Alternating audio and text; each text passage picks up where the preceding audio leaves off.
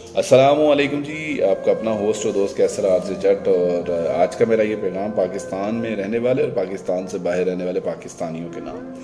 Video کو آخر تک ضرور سنیے گا، اور اس ویڈیو میں دو اہم ٹاپکس پہ بات کروں گا۔ سب سے پہلے تو پاکستان میں اور پاکستان سے باہر رہنے والے ہر پاکستانی کو 75واں یوم آزادی بہت بہت مبارک ہو، جو کہ ہم نے 2 دن پہلے ہی پورے جوش و خروش کے ساتھ پوری دنیا میں سیلیبریٹ کیا۔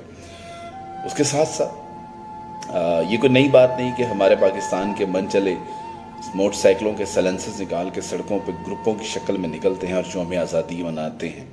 اور یہ کوئی نئی بات نہیں، ہمارے من چلے بگڑے ہوئے اوباش نوجوان ٹولوں کی شکل میں پارکوں میں جا کے ہماری ماؤں بہنوں بیٹیوں پہ آوازیں کستے ہیں۔ یہ کوئی نئی بات نہیں، اور یہ بھی کوئی نئی بات نہیں کہ ہمارے من چلے آزادی کا اظہار کرنے کے لیے بڑے بڑے باجے اور بڑے بڑے ہارنز کا استعمال کرتے ہیں، خصوصاً بالخصوص اس جگہ پہ جہاں پہ خواتین کھڑی ہوں، وہاں پہ وہ ہارن بجانا یا وہ باجا بجانا اپنے مذہبی فریضہ سمجھتے ہیں۔ لاہور مینار پاکستان، جہاں پہ قرارداد پاکستان منظور ہوئی، اس جگہ اس مقام پہ پاکستان کی ایک بیٹی عائشہ، جو کہ یہ نہ جانتے ہوئے، یہ نہ سمجھتے ہوئے کہ اس پاکستان جس کو بنانے کے لیے ہماری ماؤں نے اپنی چھاتیوں کو کٹایا، اپنے نومولود بچوں کو کنوؤں میں پھینکا، اپنی عزتیں بچانے کے لیے کنوؤں میں چھلانگیں مار لیں، اس پاکستان میں کچھ وحشی اور جنسی درندے گھومتے ہیں۔ وہ بھولی بھالی میری بیٹی، میری بہن اس بات سے بے خبر کہ پاکستان میں تو میں آزاد ہوں، پاکستان میں تو میں محفوظ ہوں، کیونکہ یہ ایک اسلامی جمہوریہ پاکستان ہے، اسلامک ریپبلک پاکستان ہے، جس میں عورت کو ماں بہن بیٹی کا رتبہ دیا جاتا ہے۔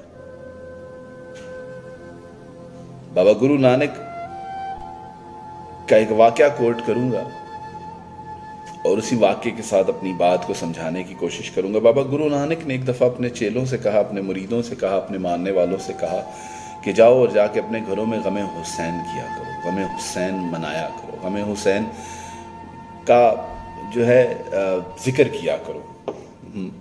بابا گرو نانک کے ماننے والوں نے کہا، بابا جی ہم مسلمان تو نہیں، امام حسین تو مسلمانوں کے گرو ہیں۔ تو بابا گرو نانک نے ایک بڑا کمال کا جواب دیا۔ بابا گرو نانک نے کہا، کیا تم یہ گوارا کرتے ہو کہ تم اپنے گھر میں جاؤ اور اپنی ماں یا بہن اور بیٹی کا رشتہ بھول جاؤ؟ تو ماننے والوں نے کہا، بابا گرو نانک آپ کیسی باتیں کر رہے ہیں، یہ ہم کیسے کر سکتے ہیں؟ تو بابا گرو نانک نے کہا کہ مجھے میری ماں بہن بیٹی کا رشتے کا لحاظ سمجھانے والا اگر کوئی امام ہے تو وہ امام حسین ہے۔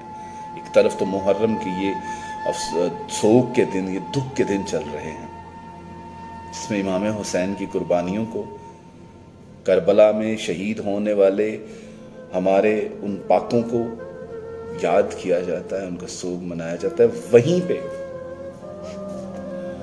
ہمارے کچھ جنسی درندے اور اوباش کتے سڑکوں پر نکل کے ہماری ماؤں بہنوں بیٹیوں کو اس طرح زدوکوب کرتے ہیں کہ ان کے کپڑوں کو پھاڑ دیا جاتا ہے۔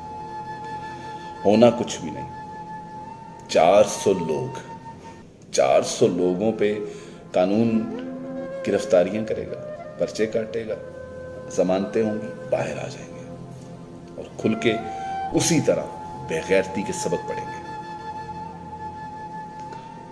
افسوس اس بات پہ ہوتا ہے کہ ہم لوگوں نے عورت کو صرف کھلونا سمجھا، نہ بیٹی سمجھا، نہ ماں سمجھا، نہ بہن سمجھا۔